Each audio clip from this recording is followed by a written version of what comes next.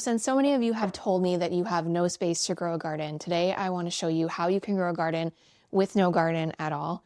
We're actually going to be doing a small space container salad garden with no actual container. You can repurpose materials for this from other things that you have just in your basement, and you can have a full salad bar with no garden at all, even in the depths of winter when there's tons of snow outside.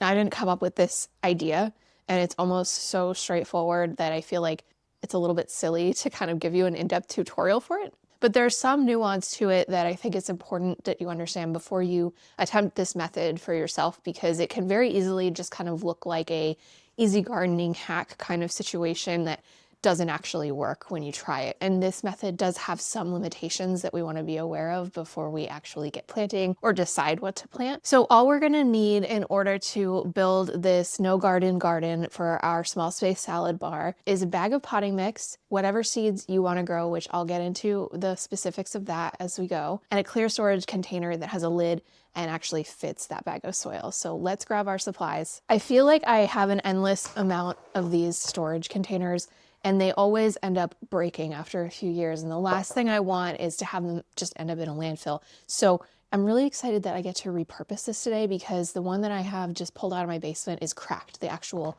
storage tote part of it is cracked. So this is a great way to repurpose that. And essentially what we're going to be doing is creating a mini greenhouse. So we want to put our container upside down, and this is going to get pretty heavy. So you do want to make sure you're doing it in the place where you're actually going to set it, so you don't have to keep moving it around once it's done. So we're going to move to the floor. So I put my lid upside down on the surface that I want to actually do my growing on. You can do this in any season. Obviously, it's going to be a little bit easier in the cooler months. But if you're doing it in winter specifically, we are looking at more like winter sowing here. So things may not sprout for you right away. They'll sprout when they're ready, which is fine. If you're doing it in a warmer season, then when we put the lid on, we need to be mindful of it getting too hot, because essentially we're creating a miniature greenhouse here. So we do need to be mindful of the temperature as we're growing here. But let me grab my bag of soil. The type of soil you use here is going to matter in a couple of different ways. First of all, we're essentially creating a container garden that's very temporary. So we want to use something that's very lightweight and packed with the nutrients that your plants are going to need to grow. So potting soil is a great option for this. The way that this ends up being low mess is that we're utilizing the actual container that it's in, which means that the depth of the soil is not really that deep. So you're not going to be growing things that have extensive root systems like large plants in this kind of a setup. It's great for starting seeds if you don't have seed starting trays and things like that, but you can grow full-size, smaller plants like leafy greens. So that's why we're sticking with a small space salad bar here today, because I want to show you what you can grow using this method and get a full-size plant and feel like you actually have your own garden without a garden. So you do have to make sure that that lid is the right size for your bag of potting soil. I want to say, like most Rubbermaid totes, it's going to fit, but just double check it before you get started. And then you can see, like, typically when you lift up a bag of potting soil, there's going to be way less toward the top than the bottom. So before we do the next step, we just kind of want to even that out as much as we can. But it's really not the end of the world. It's just going to make it a little bit less messy as we get going. Okay, so in order to make this container garden out of a bag, we need to cut it open very, very carefully. We want to leave all of the side walls intact. I'm going to cut about 2 inches in from the edge here and just kind of mimic this rectangular shape that we have with my box blade. Okay, and then we can remove that. Okay, so the soil still is really uneven here, so I'm just going to grab a trowel and spread it out a little bit. Just kind of lift. Oh, there's really no way for me to mess around with soil without making a mess. I move too fast because I get excited. Okay, so I'm just kind of filling up that empty top part with the soil. And then you can remove a little bit of this so that it's not like totally flush with the bag, or you can just leave it. But sometimes soil in these bags gets kind of compacted, so you can just like break it up. Make sure it's nice and loose. And if it were like really dry, you'd want to water it before we started planting our seeds. So of course we can grow just plain old lettuce in here.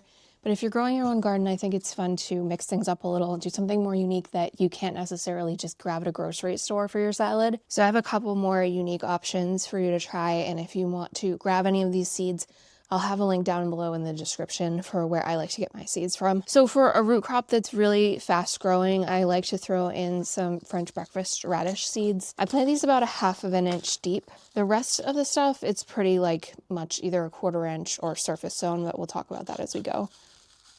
And I always do this thing where I plant way too many radishes and they all mature at the same time, and then I have no idea what to do with all these radishes.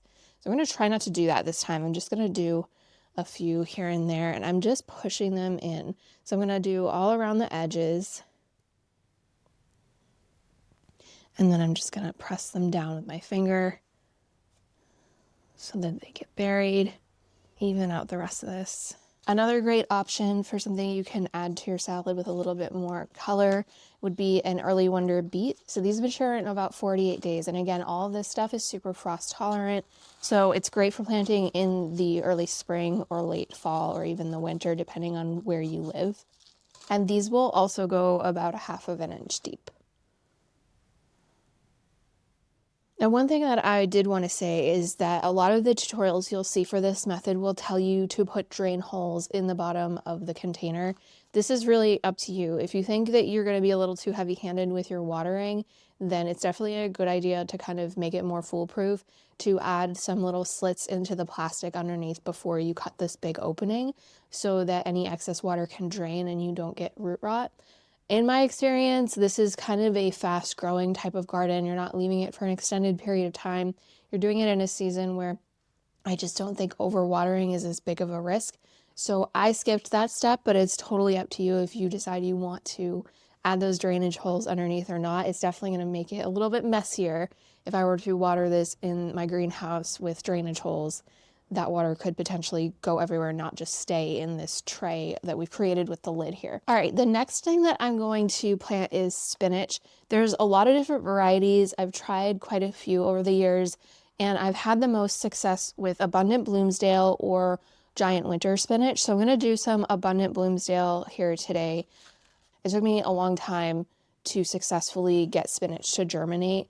And I do think that it just came down to actually planting it way earlier than they even tell you to. Like, it really prefers that cold for germination. And that is also going to go about 1/2 inch deep into our soil. The next thing I have is a little bit controversial. You either love or hate arugula. I actually used to hate arugula, and now I love arugula, but only pretty much baby arugula or when I grow up myself. Arugula is a mustard. This is Astro arugula, and it goes about 1/4 inch deep. So I typically just kind of like surface sow these and then try to kind of wiggle the soil around so that it's buried. And the same is going to go for our kale. I'm going to do an Ebony F1 hybrid kale today because I want to add a little bit of color.